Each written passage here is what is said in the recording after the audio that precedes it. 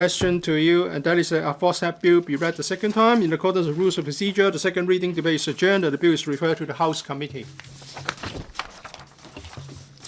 Government motion. The Secretary for Labour and Welfare will move 3 proposed resolutions. First motion, the proposed resolution under the Employees Compensation Ordinance. The second motion, proposed resolution under the Pneumoconiosis and Mesothelioma Ordinance. Third motion, the proposed resolution under the Occupational Deafness Compensation Ordinance. I've earlier informed members through the Electrical Secretariat that as the 3 motions seek to increase the amounts of a total of 18 compensation items under the relevant ordinances and to expand the lists of medical appliances under the Pneumoconiosis and Mesothelioma Compensation Ordinance, this Council will proceed to joint debate on the 3 motions. Upon the conclusion of the joint debate, this Council will put to vote the 3 motions one by one. The joint debate now begins. Members who wish to speak, please press the request to speak button. I now call upon the Secretary to speak on the 3 motions and move his first motion. Secretary. President, I move that my first motion, as printed on the agenda, be passed. This resolution is about increasing the amounts of compensation items under the ordinances. I shall be moving the 3 resolutions in a moment. What's the point of order? We don't have a quorum, President.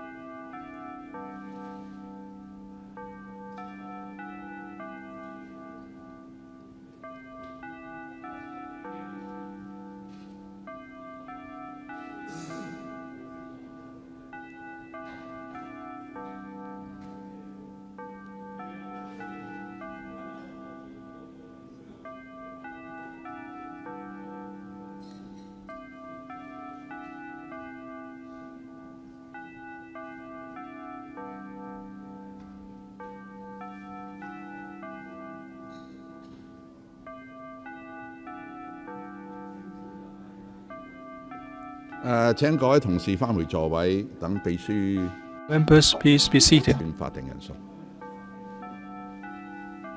Please be seated so that we can count if we have a quorum.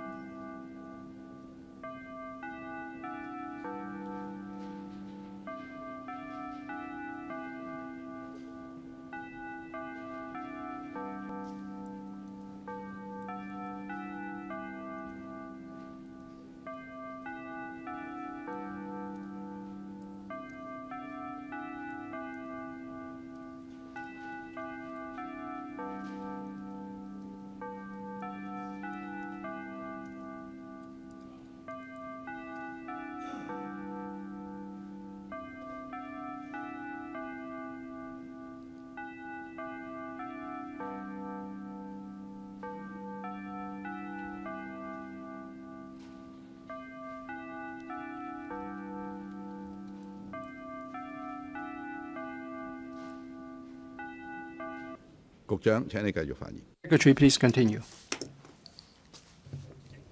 President, let me finish my last sentence. In due course, I'll move the motion, the second and third motion as printed on agenda to increase the amount of compensation under the Pneumoconiosis and Mesothelioma Compensation Ordinance, the relevant amounts, expand the list of medical appliances under the ordinance, and to increase the amounts of the compensation items under the Occupational Deafness Compensation Ordinance, or ODCD, in respect of 4 compensation items. Proposed resolution under Section 48A of Employees Compensation Ordinance, ECO. The purpose of this resolution is to increase the amounts of 9 compensation items under ECO. ECO provides for the payment of statutory compensation to injured employees and family members of deceased employees for prescribed occupational diseases, injuries, or deaths caused by accidents arising out of and in the course of employment. According to the established mechanism, the levels of compensation under ECO, together with those under the PMCO and the ODCO, are adjusted every 2 years where appropriate. Adjustments, if required, are generally made with reference to the wage movement or the price movement in the relevant period and having regard to other relevant factors. According to the information from the Census and Statistics Department, the nominal wage index, NWI, and the consumer price index, A, recorded a cumulative increase of 7.64% and 4.34% respectively in 2016 and 2017. We propose to increase the amounts of 5 compensation items under ECO by 7.64% in line with the aforesaid wage movement. The proposed revisions include increasing the ceiling of the monthly earnings for calculating compensation for death and permanent total incapacity from $28,360 to $30,530. We also propose to increase the minimum amounts of compensation for death from $408,960 to $440,200, and for permanent total incapacity from $464,360 to $499,840. In addition, we propose that the maximum amount of compensation for employees injured at work who require the attention of another person be increased from $556,700 to $599,230. As for the surcharge on late payment of compensation, we propose to increase the minimum amount of surcharge imposed upon expiry of the payment period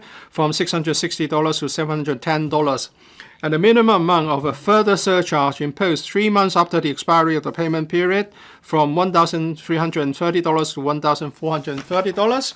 At the same time, we also propose to increase the amounts of 3 compensation items by 4.34% in line with the above-mentioned price movement.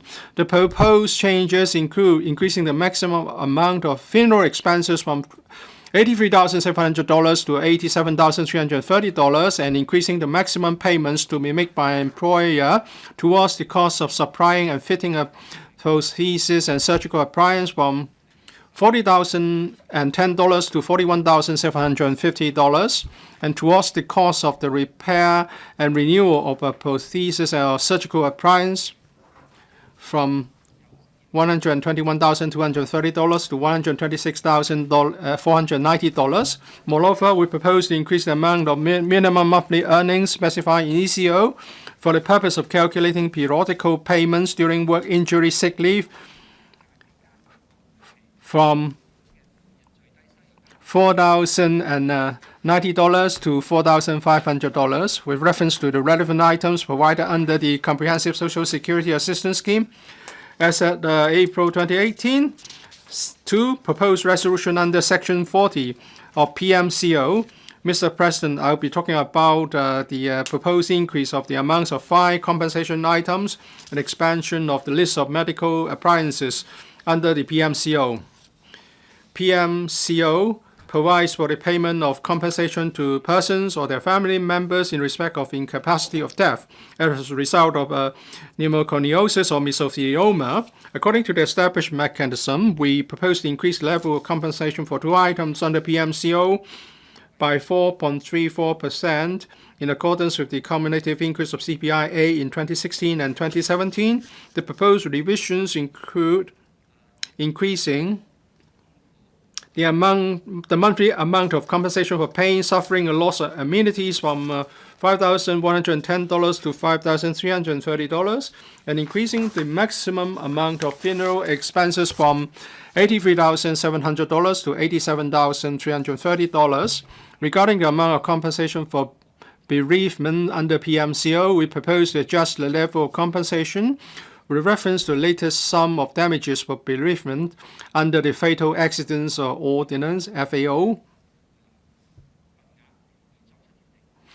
The Legislative Council passed on the 11th of July 2018 the government's resolution to increase the sum of damages for bereavement under FAO to $220,000, which took effect from the 13th of July 2018. In view of this, we propose to adjust the level of bereavement compensation under PMCO from $121,230 by 81.47% to $220,000.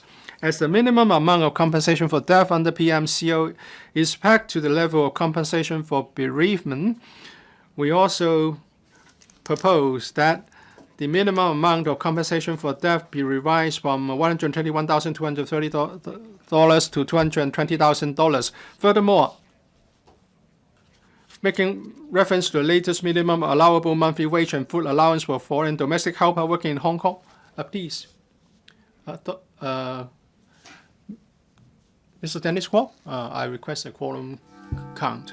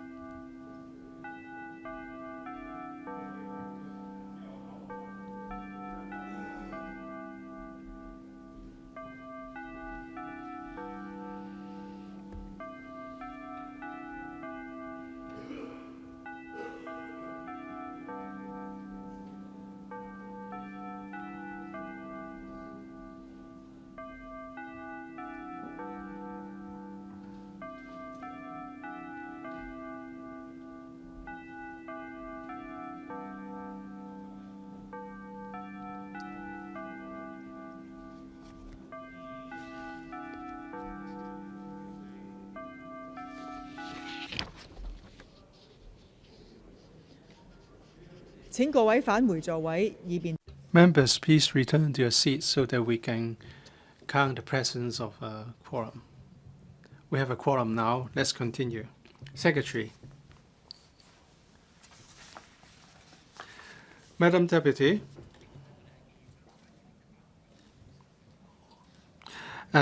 Furthermore, making reference to the latest minimum allowable monthly wage and full allowance for foreign domestic helper working in Hong Kong in September 2018, we propose to adjust upwards the monthly amount of compensation for care and attention from $5,210 to $5,600.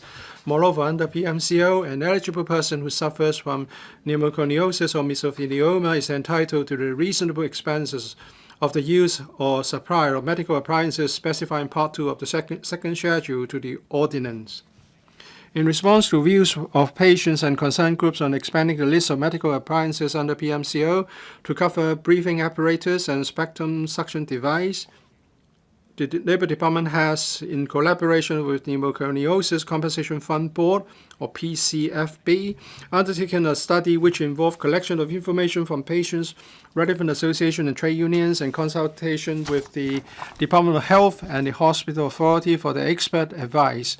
Subsequent to the study, it is proposed to expand the list of medical appliances specified in Part 2 of the second schedule of PMCO by including 2 more items, namely 1. Non-invasive positive pressure ventilation device and humidifier when used with the device and the accessories, and 2. Spectrum suction device and its accessories. 3. Proposed resolution under Section 39(2) of ODCO. Madam Deputy, lastly, I would address the proposed increase of the amounts of 4 compensation items under ODCO.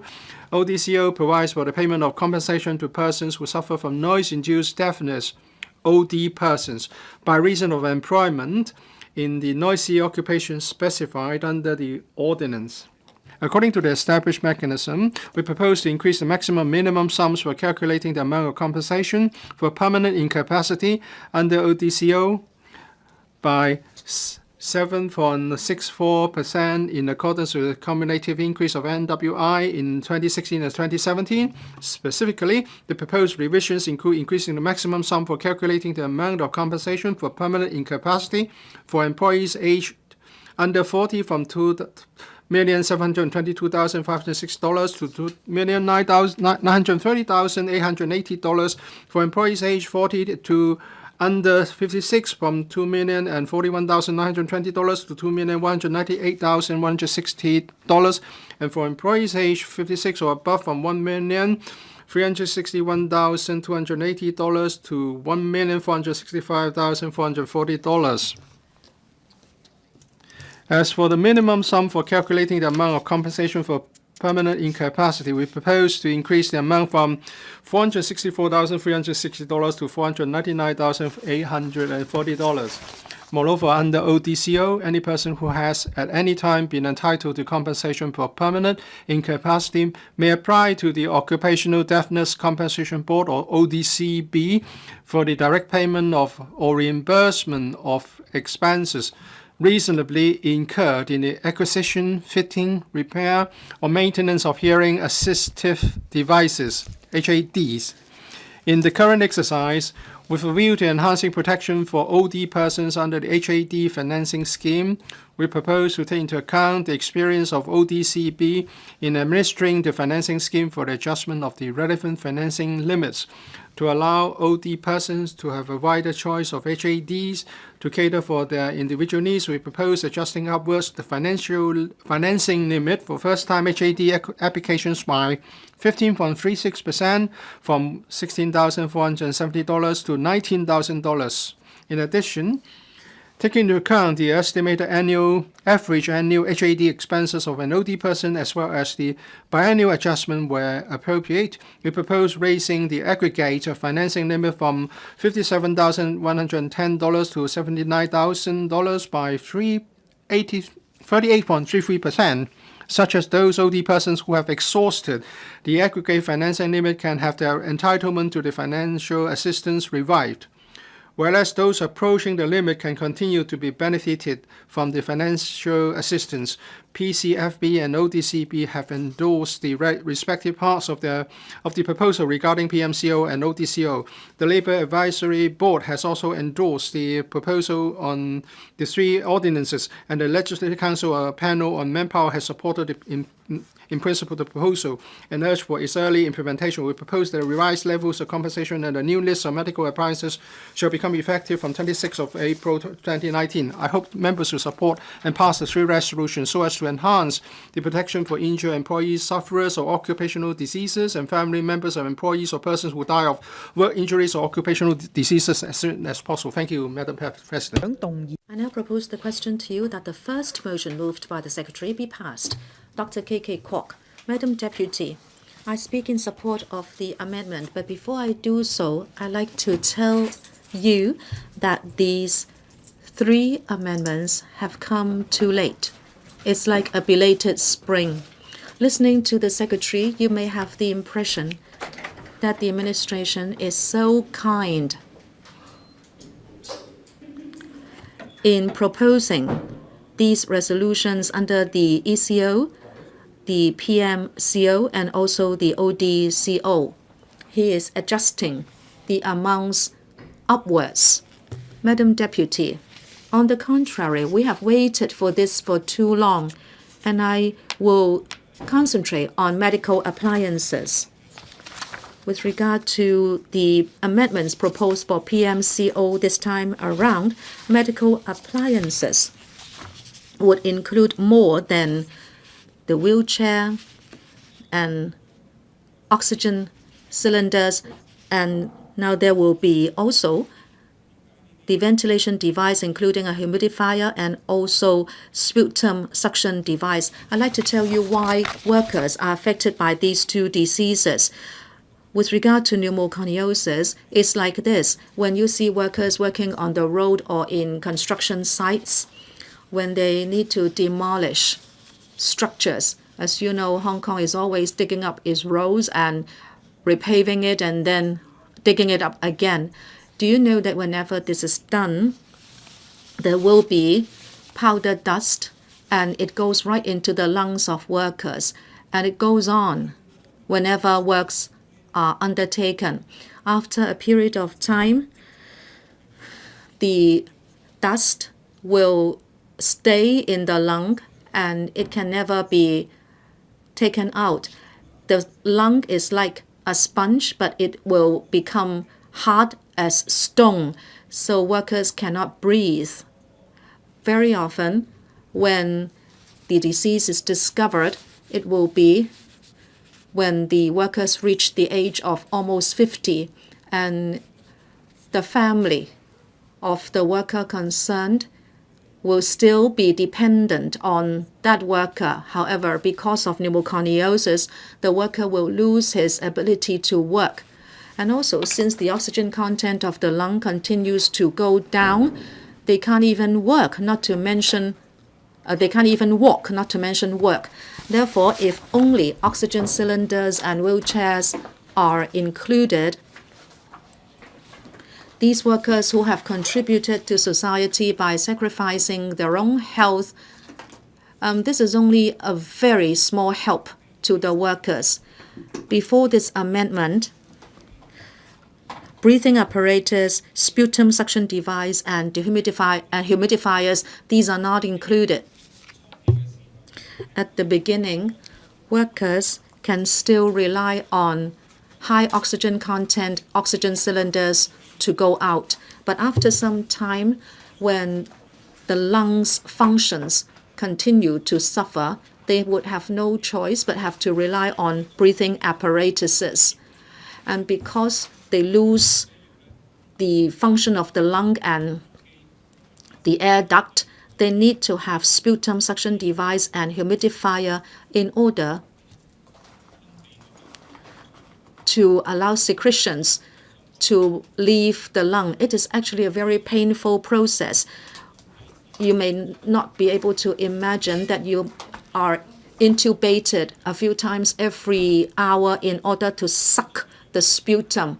Very often, family members have to take care of the worker this way. It is not just the worker who suffers, but the entire family. The wife or the children will have to stay at bedside to take care of the worker. It is after many years of liaison between government and the workers' organizations and families that today we have included more medical devices. Unfortunately, when this comes into effect, hundreds or even thousands of workers have left because of pneumoconiosis. They will have no chance and no way whatsoever to pursue any compensation. And they had such a hard time, they had to rely on their own savings in order to continue to survive, because they had to use their own money to buy apparatus for breathing, humidifiers, and sputum suction devices. Secondly, about mesothelioma.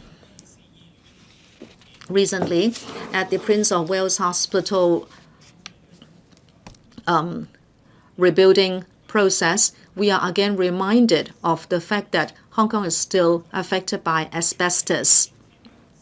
A few decades ago, asbestos was an inexpensive and effective insulating material. It was very commonly used.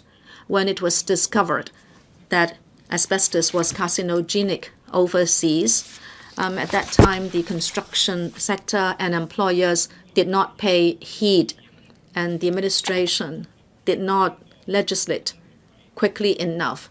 It was only after a very long period of fights on behalf of workers' organizations that asbestos was banned from construction works. And then there was compensation paid for mesothelioma. And maybe you don't know this, and I need to tell you about it. Mesothelioma is a very difficult cancer to cure. In fact, when it is discovered, usually patients would have just one more year to live.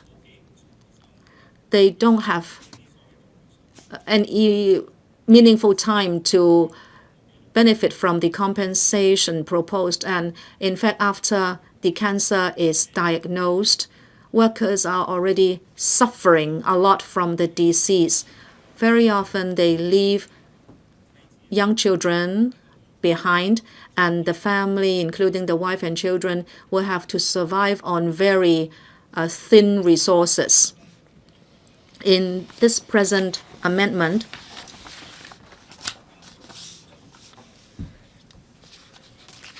the two surcharges under ECO are changed from 660 to increasing to 710, and after 3 months, it will be increased from 1330 to 1430. The first increase is only by $50.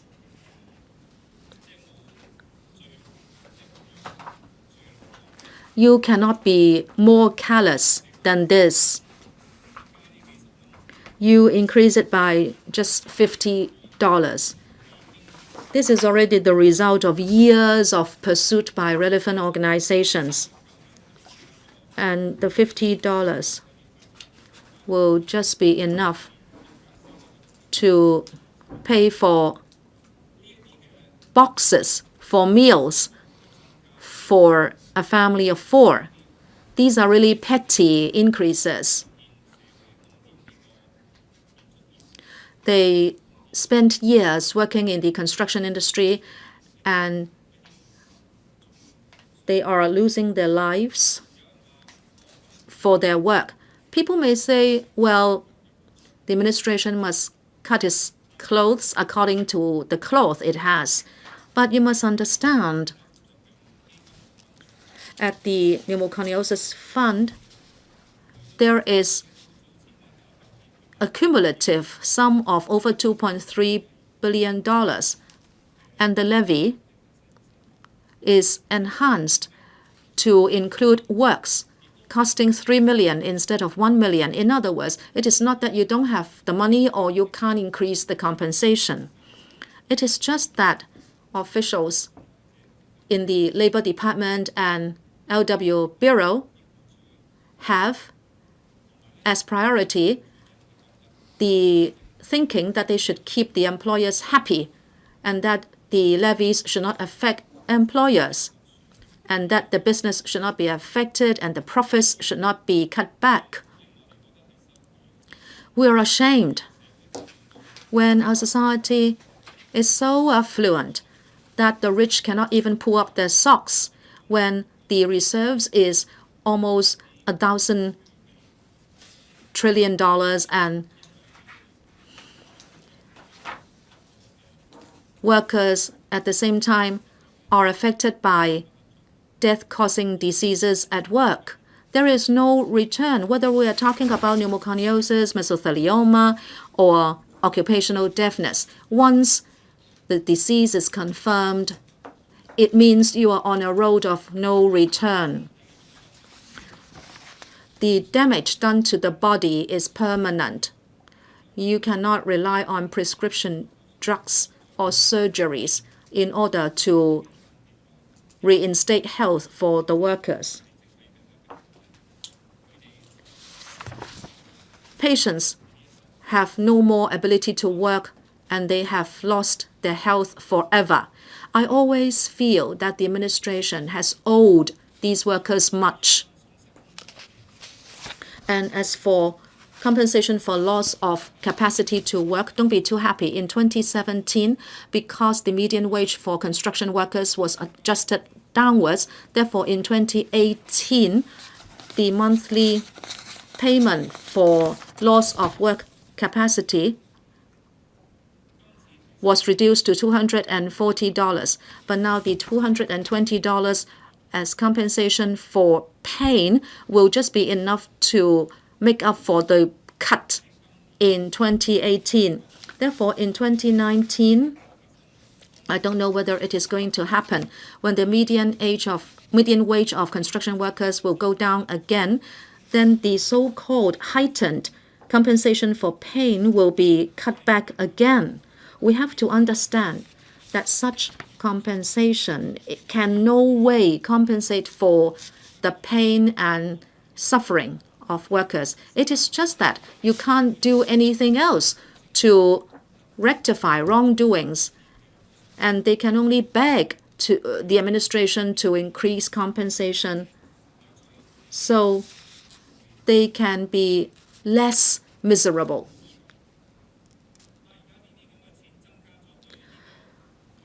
Don't even think that when the amounts are increased, there will be a big effect on the fund or the businesses. In January 2018, there were only 1,400 pneumoconiosis patients.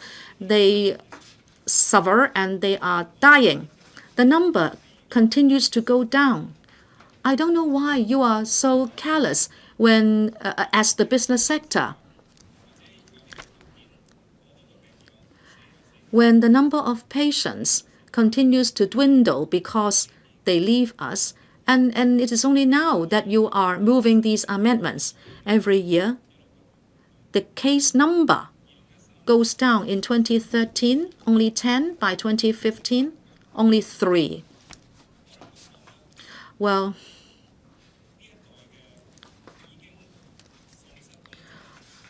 this generation of incapacitated workers may not be the ones the administration wants to take care of. This is because the number is too small and the administration may not want to win their support. However, their stories are written with blood and tears. If you talk to these patients, they can tell you how miserable they lead their lives. When they are diagnosed for these diseases, they may just be in their 30s or 40s. And the impact on their families can be like this. Very often, the worker is the only breadwinner for the family. When they become incapacitated, they have to be taken care of by family members. These percentages just cannot compensate them for what they have lost. And workers, unions, are asking the administration to update such compensation ratios so that there can be more compensation for carers proportional to the degree of destruction of their lung functions. However, that has not been accepted, and that is why there is still a long way for them to fight for fair treatment. After this exercise, I hope the administration will review the criteria for compensation counting as soon as possible. I support the amendments. Mr. Dennis Kwok. Madam Deputy, I on quorum call.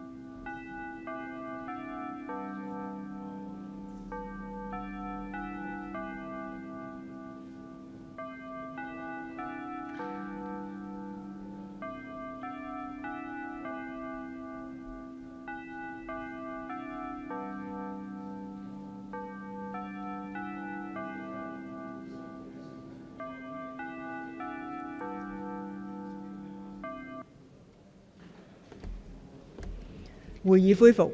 The meeting resumes. Mr. Dennis Kwok.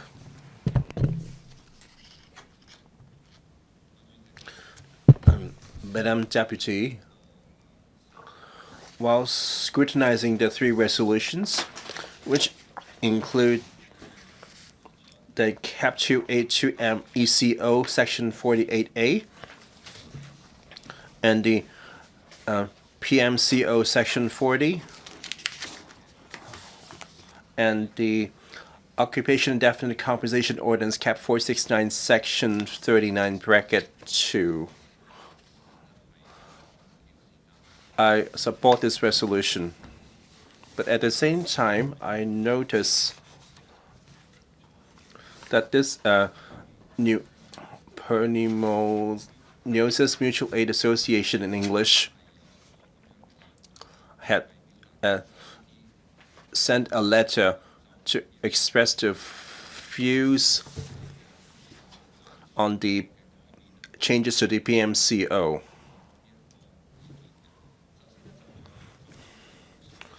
For the compensation amount, especially on expanding the coverage of corporal medical appliances, they express gratitude and support. And for the across-the-board upward adjustment of the compensation amount, and as well as the list of medical appliances to cover the ventilation machine and subtube machine and the humidifier, the Mutual Aid Society also welcomed the amendments and agreed to the adjustment amount. And they also noticed that on the compensation for permanent loss, permanent incapacity, and for the 2017, where the median income of the construction industry have gone down. Thus, for the 2018, the monthly compensation to permanent incapacity have reduced by $10 to $240, from $10 to $248.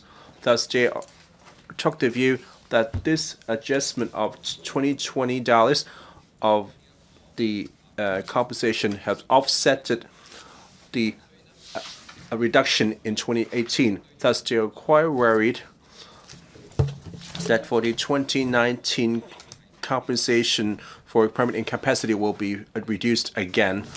Thus, as for the mechanism, when the construction industry median income drops in order to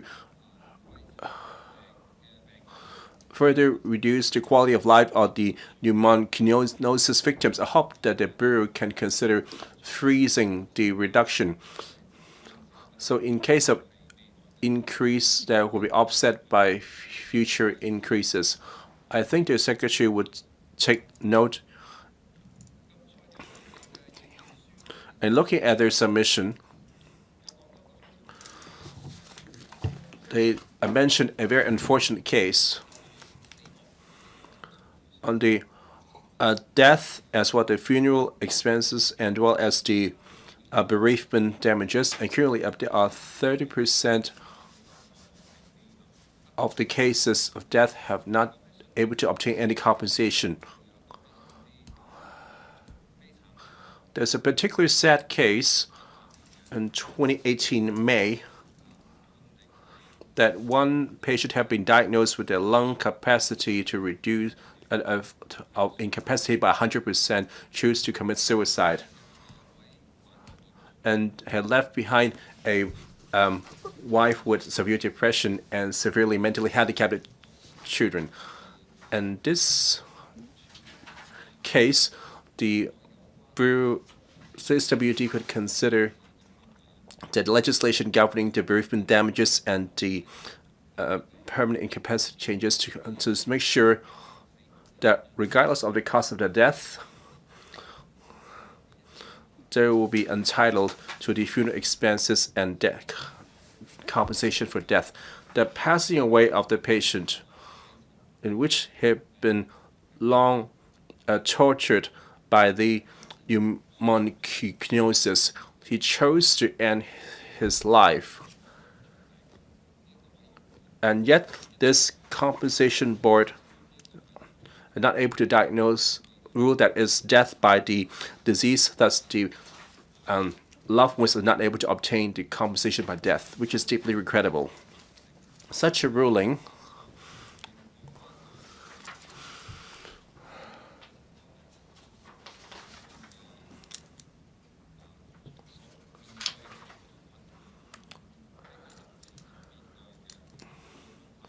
that for all the trouble he faced while he was alive, so he chose to take his own life, but that shouldn't mean that his family members would not be entitled to any compensation to death and funeral expenses. And we're not talking about a lot of money here.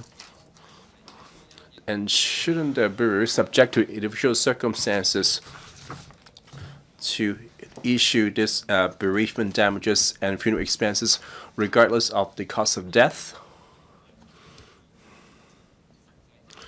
And it should take in view of the actual circumstances and the difficulty faced by the patient to release the amounts. I hope that the Secretary should take note and will make suitable arrangements. And this PMCO ordinance on the compensation for care and attention, in the past annually, there's not more than 10 patients can apply for the compensation and a lot of the patients that while after receiving the compensation for a few months have passed away, thus not able to realize the intent of this compensation item. And for the new expenditure incurred, they would talk just at 2.2 million per month.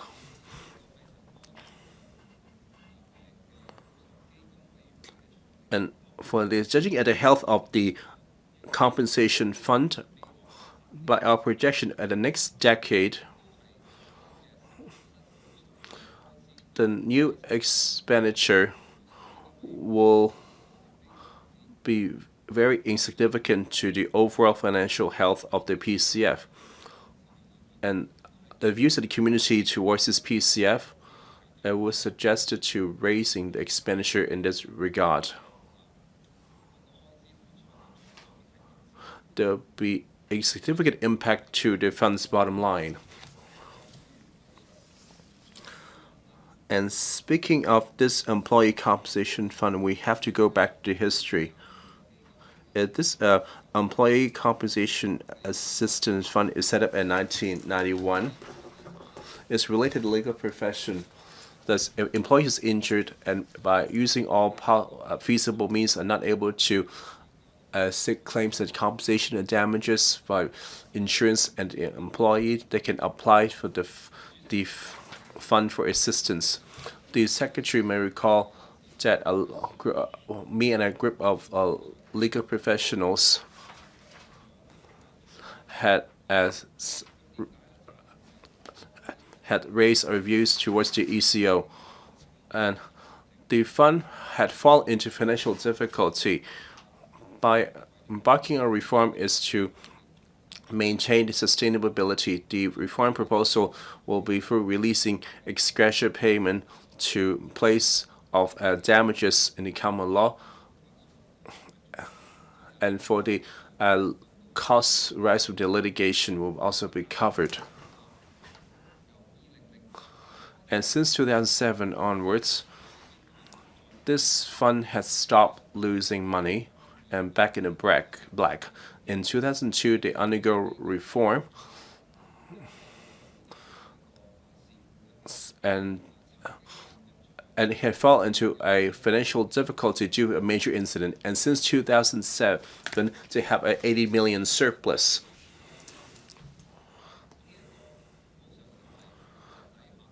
And for the 80 million surplus under ECO, and there is a glaring injustice that for the litigation costs for damages under common law, the fund will not pay for the legal cost.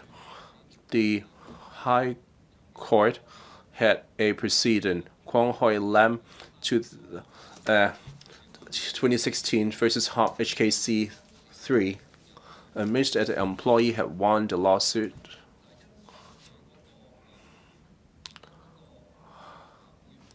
However, the fund under the ECO does not cover legal bills. Thus, this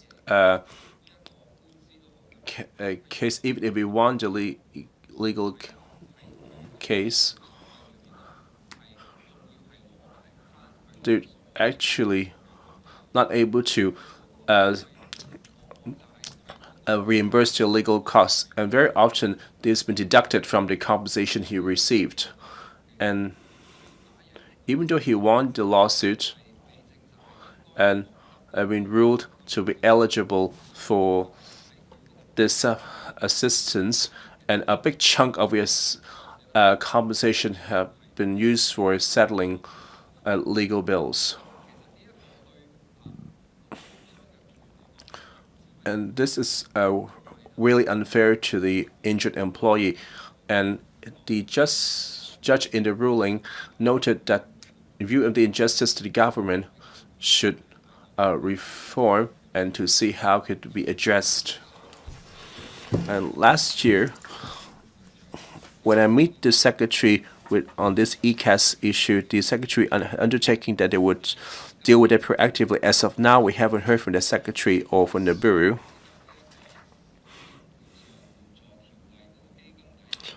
Of any kind of proposals towards reforming the ECOF. I want the secretary to explain that is it his position that even for a work-injured employee winning his lawsuit, they would have to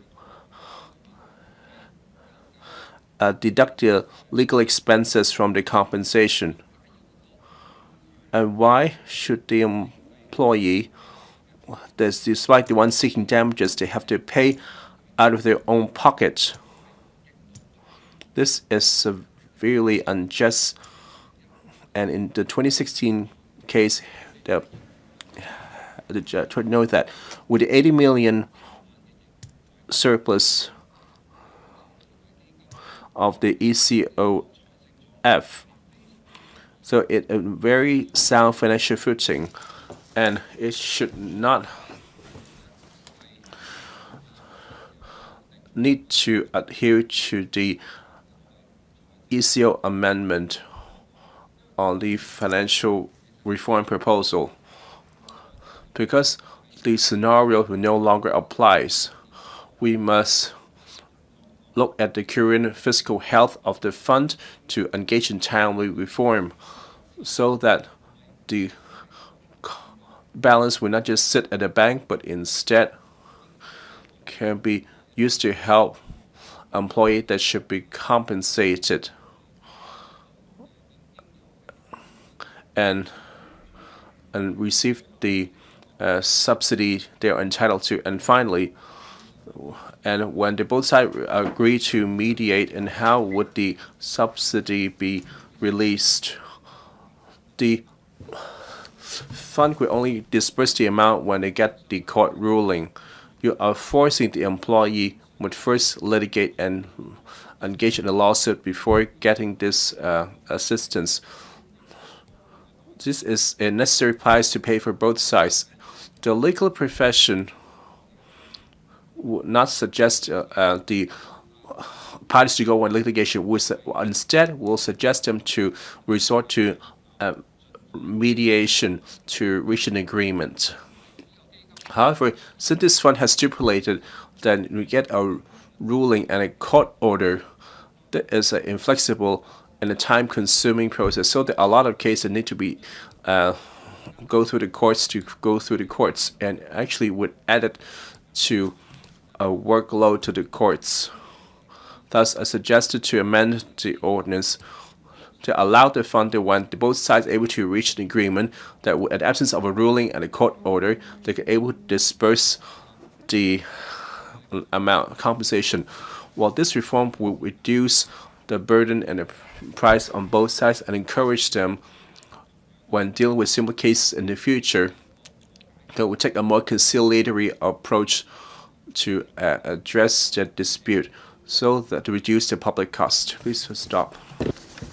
Mr. Liang Yu-zhong.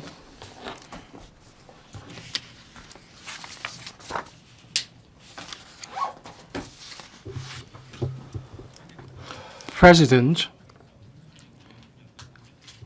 the policy on compensating the employees injured at work is inadequate in Hong Kong. Whether we're looking at the protection of their health or the availability of treatment is very disappointing. Now the administration has moved 3 resolutions to assist employees belonging to the 3 categories. These people all work for long years for the economy of Hong Kong. When they were working, the protection afforded was inadequate, so they got sick, and when they retire, when they age, they suffer from various medical problems. When they need compensation, what the administration would do for them would be to adjust the amounts of compensation every 2 years as a gesture, instead of looking at the real needs, so that these workers and their families would get proper retirement protection. So I would say that the government has shown little care for them.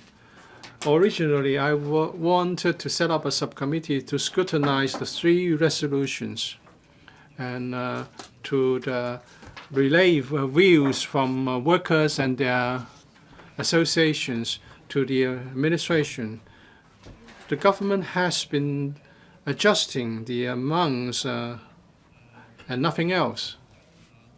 We'd like to see more done. For example, to lower the threshold for claiming care and attention compensation, and to families of those family members claiming funeral expenses, the threshold should be lowered, and also to include more items under the assistance program. But some workers don't want to see any delay caused to the resolutions, and as a result, the subcommittee, the idea to set up a subcommittee did not come to pass. Because to them, even a small adjustment means some improvement, and they would like to get the resolution passed as soon as possible. But I'm not happy about the offer from the government once every 2 years.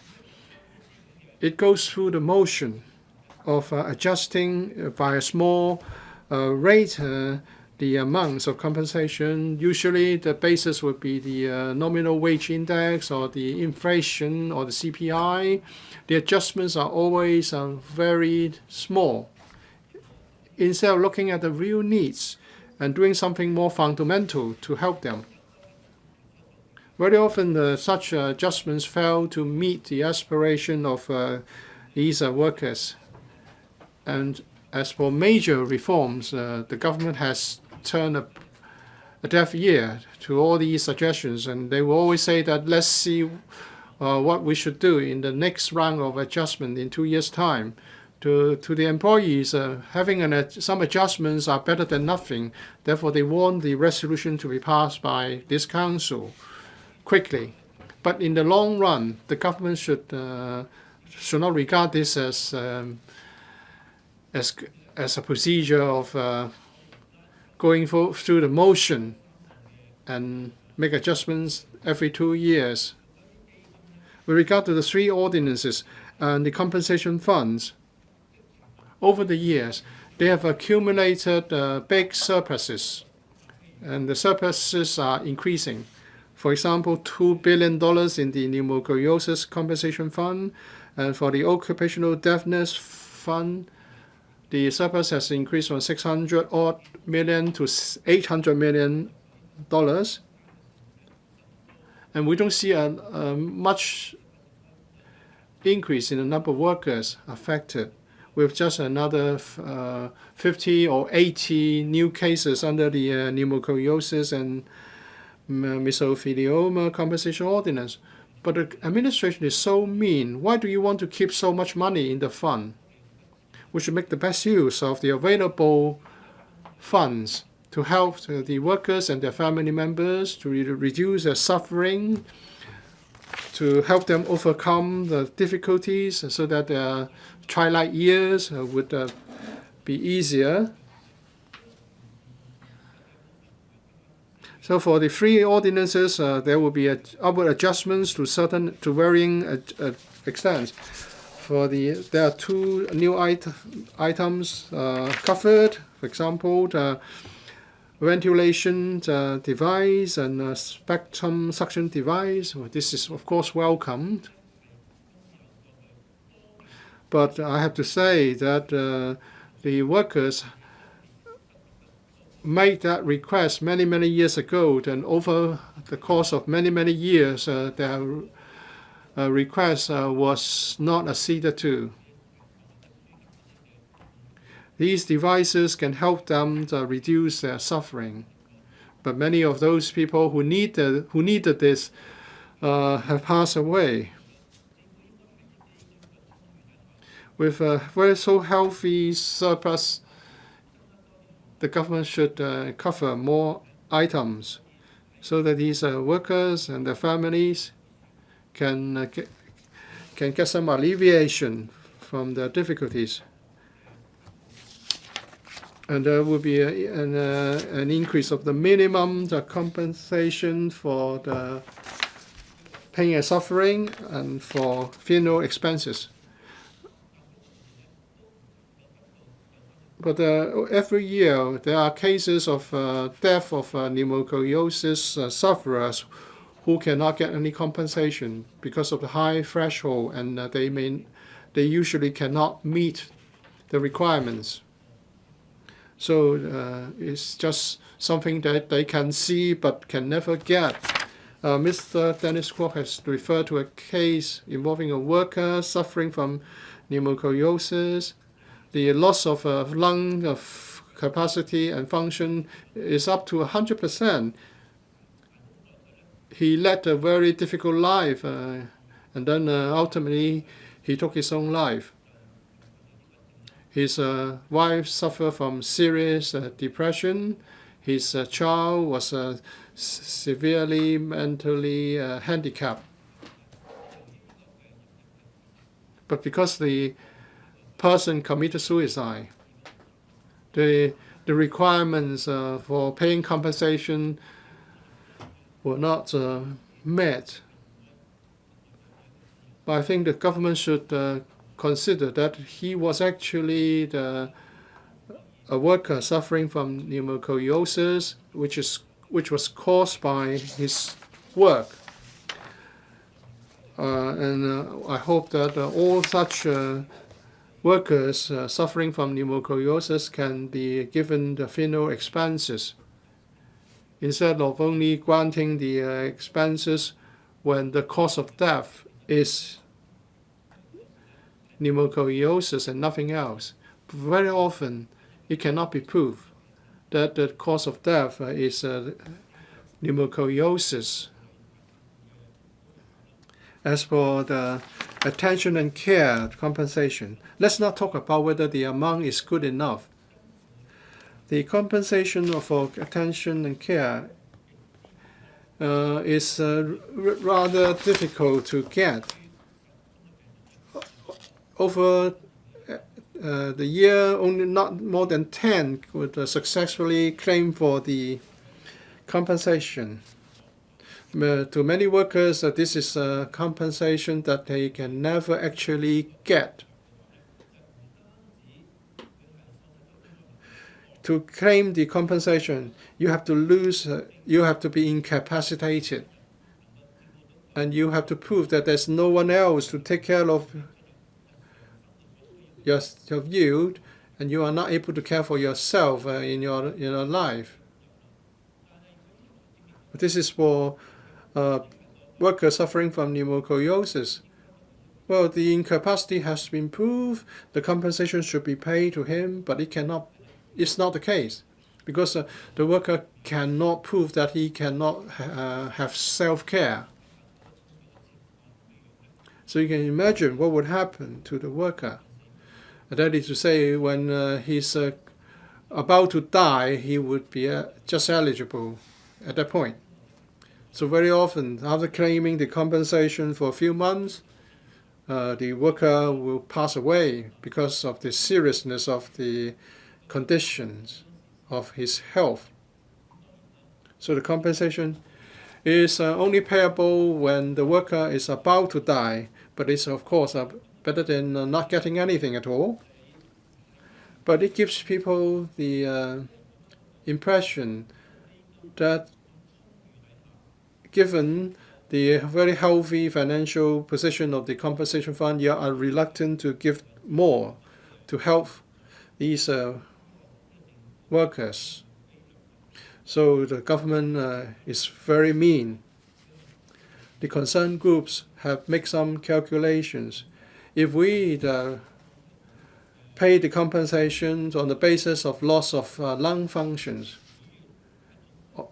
every month, the total expenditure will be about $2.2 million. But if you do this, many workers will stand to benefit. So why can't the compensation fund consider this? Turning to the workers suffering from occupational deafness, they used to work in the textile or construction industries.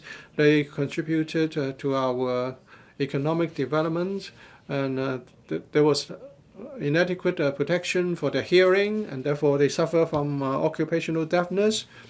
And with the advancement of old age, their hearing continues to deteriorate. At some point, it will be so serious that they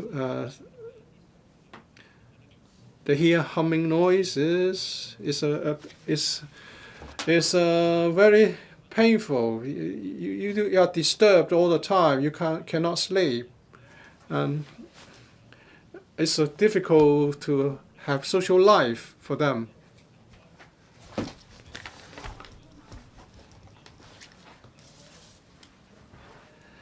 So they would like to get the compensation like those suffering from pneumoconiosis, but the government has for years ignored their plight. The government said it's a different case, so no compensation for people suffering from occupational deafness will be paid. But the compensation fund has a lot of surplus. Why can't you give these workers more support? And now we have adjusted upwards the compensation amounts. Well, yes, they have been adjusted upwards, but they are still low. For those suffering from total permanent incapacity, the compensation is just $1.465 million. The average lifespan is 84 years. So on average, they get $50,000 for loss of 1 year of lifespan. If they work from 40 to 56, it means that they would have to lead a very difficult life by getting $4,000. How can they sustain their living? So I hope the government will not just make simple adjustments periodically, but rather how more can be provided and upgrade their living standards.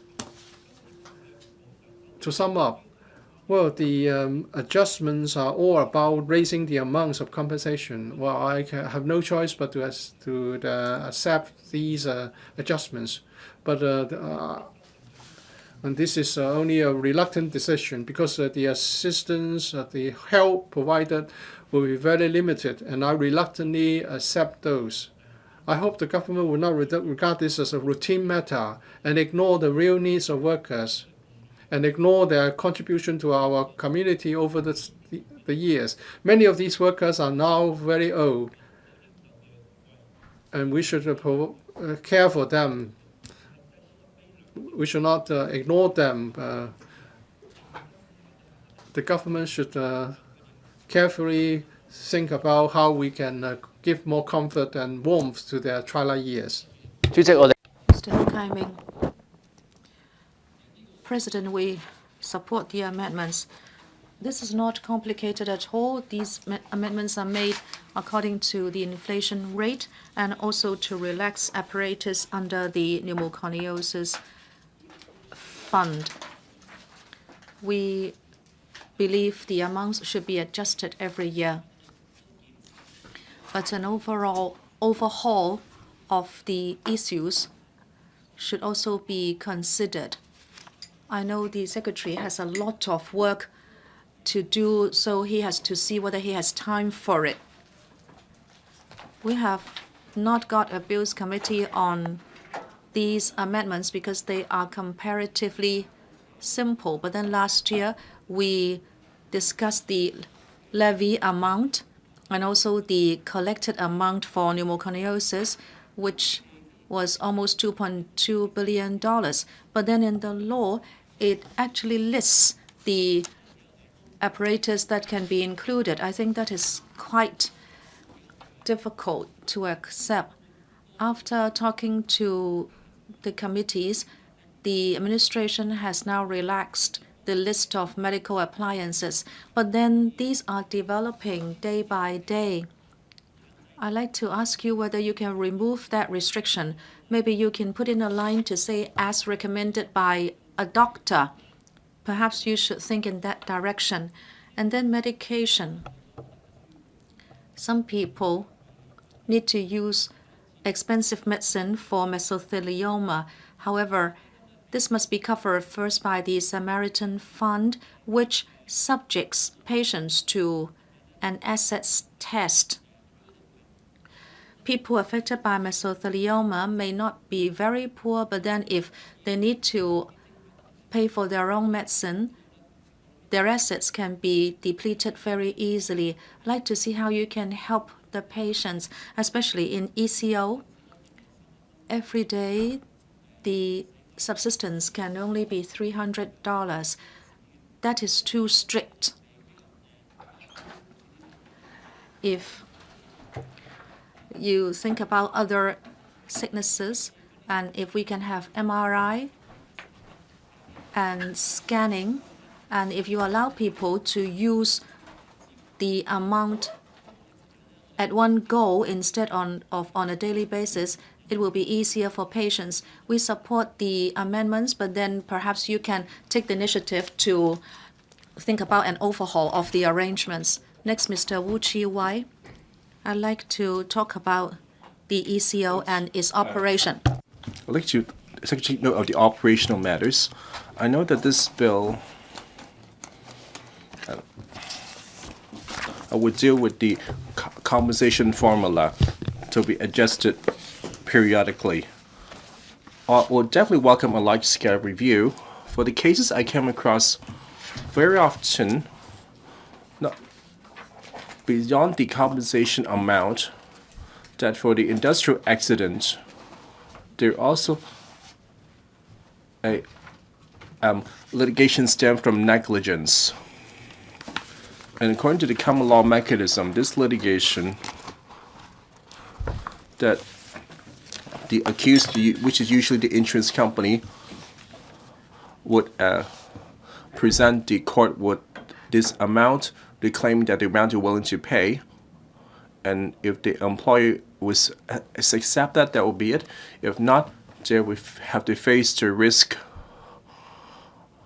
of unfavorable court ruling. Even if they won the case, they will they'll need to pick up the legal cost. And under the ECO, and also the Secretary need to consider, is there any effective way so that when there industrial accident and on the personal injury damages stem from negligence, there will be an effective mechanism to help the workers so that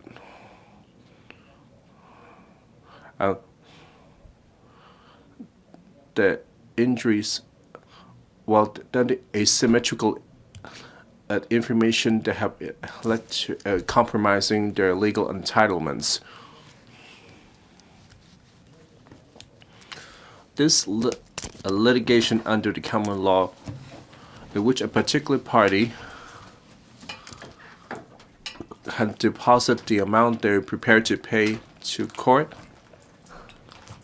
so that they led to an edge, and especially when there's information asymmetry for the injured party, the administration need to consider that if the secretary would hope to safeguard the workers' right under ECO, I hope that this provision can be provided, because we frequently came across in our ward offices, and sometimes the workers lost the court case, but they did deducted their legal bills, and whatever is left of the compensation are not able to have a sizable compensation to meet their living expenses. I hope that the secretary should review the ECO where there are personal injury cases, the litigation arrangements should address this popular phenomenon. What point of order? Quorum call.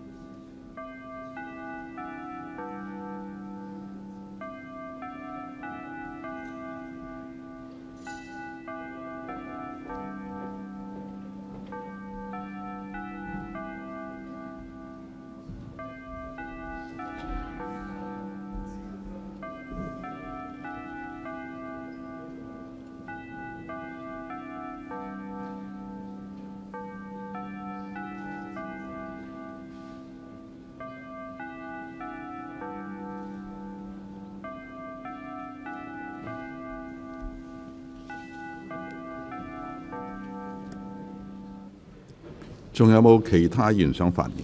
Does any other member wish to speak? If not, then I'll now invite the Secretary to speak, and the debate will come to an end after he has spoken. I'd like to thank 4 members who have spoken on the resolutions. The relevant views have been looked into on other occasions. I believe in the future, the Manpower Panel will continue the discussion. So I'm not going to provide a detailed response to the points made by members. Just briefly, I would like to mention that the death and the relationship of cause of death with pneumoconiosis, the threshold is not very high. 80% of the cases have been judged by the board to be related to pneumoconiosis. One of the examples is lung cancer. Before I became the secretary, I did not participate in any study on the relevant ordinances. And since I've become secretary, I've heard from many members their representations on the relationship between pneumoconiosis and lung cancer. In 2017, there was a case, the initial assessment was that it was not related to pneumoconiosis, but after the review is conducted, the case was assessed to be related to pneumoconiosis.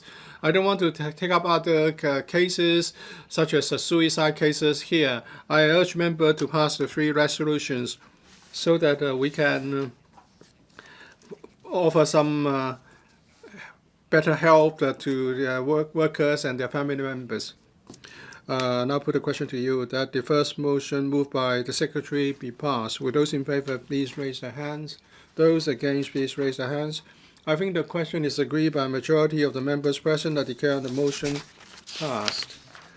Secretary, you may move your second motion. President, I move that my second motion as printed on the agenda be passed. I now propose the question to you that the second motion moved by the Secretary be passed. And I put the question to you as stated. Will those in favor please raise their hands? Those against please raise their hands. I think the question is agreed by a majority of the members present. I declare the motion passed. Secretary, you may move your third motion. President, I move that my third motion as printed on the agenda be passed. I propose the question to you that the third motion moved by the Secretary be passed. And I put the question to you as stated. Will those in favor please raise their hands? Those against, please raise their hands. I think the question is agreed by a majority of members present. I declare the motion passed. 議員發 Members' Bill. This Council resumes the second reading debate on the Professional Accountants Amendment Bill 2018.